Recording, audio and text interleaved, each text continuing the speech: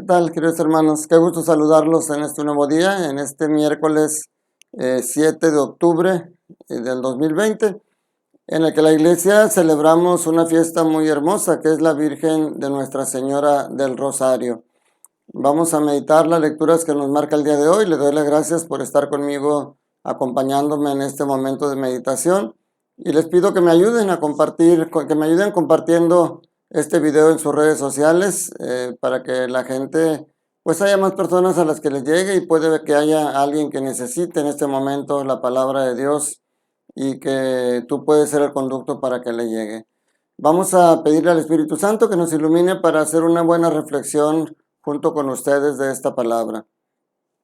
Las lecturas que vamos a meditar hoy son la carta a los Gálatas, capítulo 2, versículos del 1 al 2 y del 7 al 14.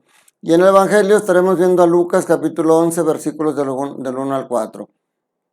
Y algo importante que estas lecturas nos van a dejar el día de hoy es la importancia del testimonio, tanto del buen testimonio como también el peligro del mal testimonio. Perdón, si recordamos, Pablo ha estado tratando de hacerles ver al pueblo de Galacia cómo él realmente es un apóstol de Cristo.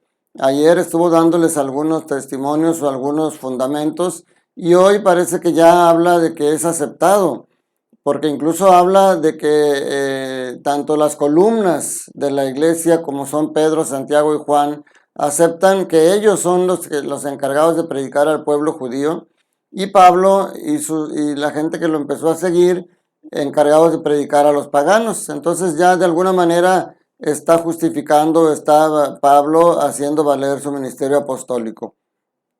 Pero también la importancia del testimonio. Aquí nos narra una situación que se presentaba en Antioquía, donde los nuevos cristianos que venían del paganismo convivían con los cristianos que eran judíos. Incluso Pedro llega a Antioquía y ve con agrado eso, y empieza él también a convivir y a comer con los paganos recién convertidos. Pero cuando se acercan, cuando llegan personas de Jerusalén, que llegan a ver cómo está la situación ahí, Pedro cambia de actitud, y entonces empieza a alejarse de los paganos recién convertidos y empieza solamente a convivir con los judíos, con el pueblo cristiano original, por decirlo así. Y Pablo no ve eso con buenos ojos, y tiene la valentía de hacerle esa corrección fraterna, más que delante de todos les hace ver que no es correcto, porque incluso esa actitud de Pedro estaba haciendo que Bernabé y que algunos otros judíos hicieran lo mismo. Entonces eso es bien importante, el antitestimonio, que nosotros, como parte del clero, como parte de la iglesia, o como bautizados que seguimos realmente a Cristo y que vamos a misa constantemente, y que en nuestra vida demos un mal testimonio, eso es muy peligroso. Y Pablo se lo hizo ahora a Pedro. Y Pedro, siendo cabeza de la iglesia, él supo aceptar esta corrección. Yo recuerdo un sacerdote que teníamos que nos decía: si ustedes ven de repente que yo estoy perdiendo piso, que yo estoy actuando mal, háganmelo saber. También los sacerdotes nos equivocamos y necesitamos la corrección fraterna de parte de nuestro pueblo. Solamente que hay que hacerlo con caridad, porque a veces la gente es muy fácil para criticar y señalar que este sacerdote no me gusta lo que hace y a veces es cuestión de gustos. Pero realmente hay que ver que estén predicando y que estén dando un buen testimonio de la palabra de Dios. Y en el Evangelio, pues que no hay casualidades en las cosas de Dios.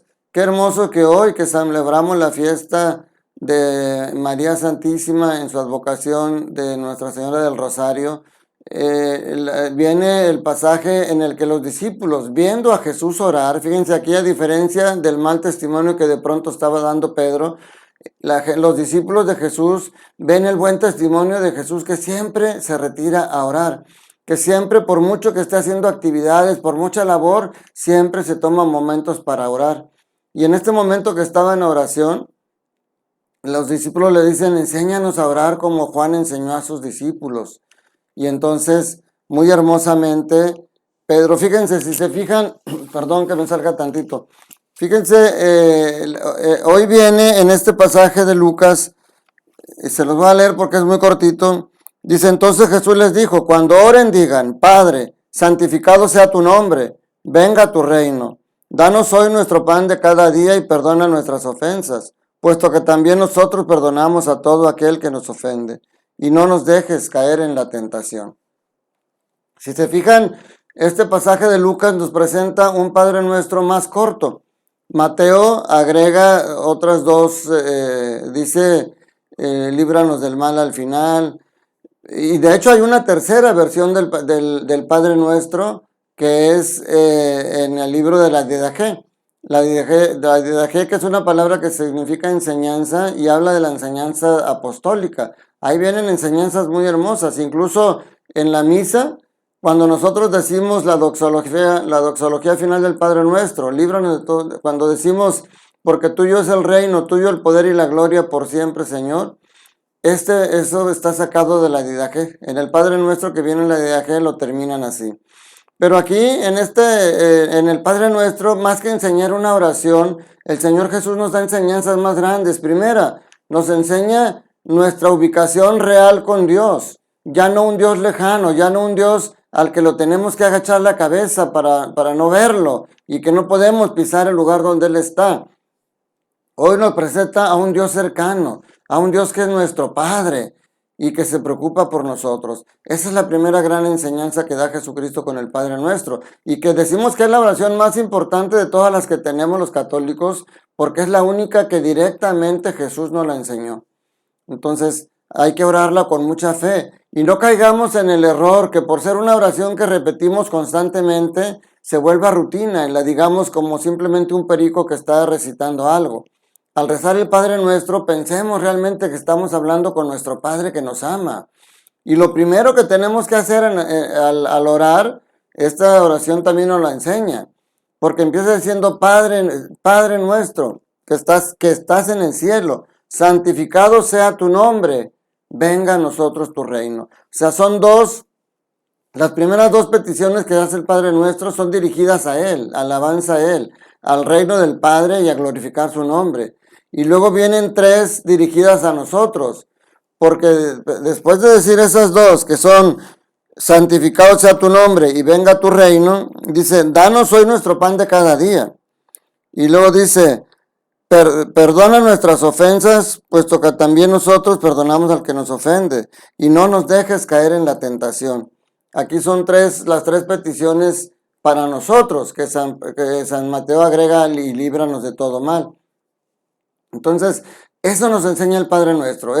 Tenemos un Padre cercano, un Padre amoroso, un Padre que está siempre con nosotros y que se preocupa por nuestras necesidades y que es válido, como vamos a verlo mañana y en los días siguientes, es válido pedirle por nosotros y pedirle por nuestras necesidades materiales. Entonces, pidámosle a Dios y a la Virgen María, cada que recemos el Santo Rosario, que por cierto, muchos hermanos dicen que estamos mal porque estamos rezándole a la Virgen y que el único que intercede es Jesucristo. Jesucristo es el único intercesor entre Dios y los hombres, eso lo sabemos. No hay nadie, ni la Virgen María, ni cualquier santo, que podamos llamarle el intercesor o la intercesora ante Dios y los hombres, porque solamente es Jesús. María lo que hace es acercarnos a Jesús, acercarnos al meditar el Santo Rosario, meditamos la vida de Jesús con los ojos de María. Y eso es lo importante. Así como ella nos trajo a Jesús al mundo, a nosotros nos puede llevar a Jesús hacia Él. Por eso Jesús en la cruz nos la dejó como madre, para que estuviera cercana a nosotros, para que estuviera velando por nuestras necesidades. Entonces no se avergüencen de rezar el rosario como católicos que somos, porque rezamos el Padre Nuestro y el Ave María, que son dos oraciones hermosas, una porque el Padre Nuestro nos la enseñó Jesús y la otra porque María es la Madre de Dios y está sacada la mayor parte de esta oración de las Sagradas Escrituras. Pidámosle a Dios que este amor a María no nos aleje de Dios, al contrario, nos acerque a Dios y sobre todo nos acerque a nuestros hermanos más necesitados, porque ahí es donde estamos viendo a Dios vivo y presente entre nosotros. Que la bendición de Dios Todopoderoso, Padre, Hijo y Espíritu Santo, descienda sobre ustedes y sus familias y permanezca para siempre. Que tengas un día lleno del amor de Dios, cuídate mucho, recuerda que Dios te ama y Dios te quiere feliz. Me despido deseándote lo mejor para ti en este día. Soy tu amigo el diácono Antonio Cervantes Silva de la parroquia Jesús Divino Maestro en Monterrey, Nuevo León, México. Te mando un fuerte abrazo. Cuídate mucho.